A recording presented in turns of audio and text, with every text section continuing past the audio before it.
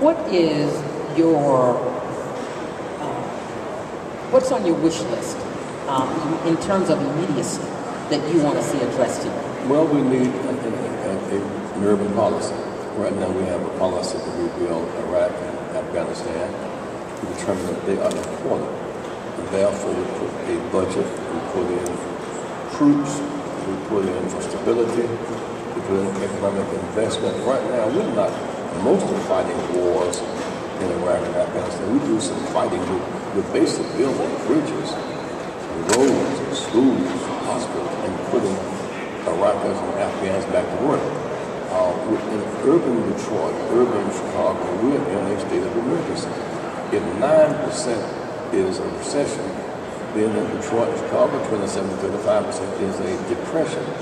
This is a state of emergency. And so they cut back on building public housing and foreclose on private housing. You take the tax base, and then you lose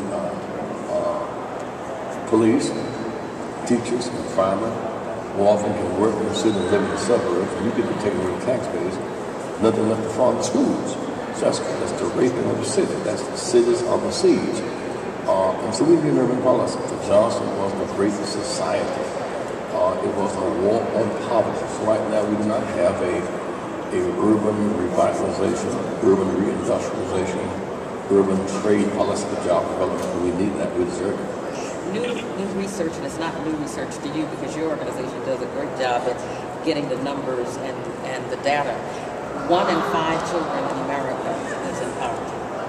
Well, and those children cannot reach to the top in the charter school movement because they're hungry. And not only are they hungry, they often have hearing disabilities, often have eyesight disabilities, so they're hungry but also ill. There are a million homeless children who go to school.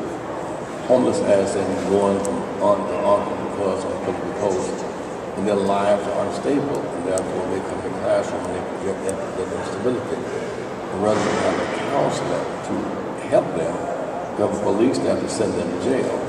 And the jail's profit industry often supports those who are most vulnerable. That's why the ministers meet today at the ministers' lunch. The church has some real responsibility to fight back. We're taking a hard look at a major march in Detroit because it kind of symbolizes urban deindustrialization, urban work exploitation.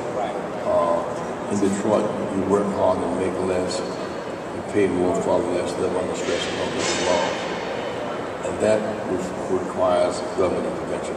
We must have a real commitment to urban policy. So far, we don't have that policy.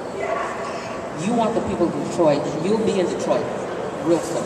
Real soon, because we're meeting with UAW, for example, meeting with ministers in Detroit, meeting with grassroots activists in Detroit. Because I just haven't think Detroit has a certain magic to it, and this whole question of jobs, industrialization, and now the exploitation of Detroit.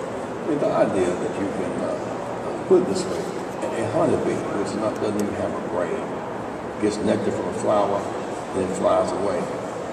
But it drops pollen from the leaves. So when it gets empty and comes back, the flower is revitalized. It's a drop pollen that picked up nectar. It feeds the flower, it robs. If you get you a job in Detroit with the leaves, with the teacher, and family, with nectar from Detroit, so your pollen in the suburbs, you kill the flower. And so your best jobs go. Those who would be homeowners go. Your tax base goes. And your tax base goes, you can't afford the schools. And so it's a self-defeating arrangement. We should feed the flower that we rob. And people who have these city and civil jobs should live, they get their base from it. Reverend Jesse Jackson, congratulations on this 39th annual conference. 50 years in the movement, trying to get America right-sized up again. It was so exciting last night to see classmates with whom we were jailed in 1960. The Greensboro 4 students were here. The Greenville 8 students were here. Ernie Green finished Little Rock in 1958 first, and to see that reunion. Thanks be to God, we've been blessed to survive and be long distance runners. But it says that it's a long, long struggle, and it has curves in it, and sometimes potholes in the road. But with faith in God and determination, somehow we make it. We're still here. Well, congratulations again, and we'll see you in Detroit. No doubt. Reverend Jesse Jackson, it's the Rainbow Push Coalition's 39th annual conference here at the McCormick Center.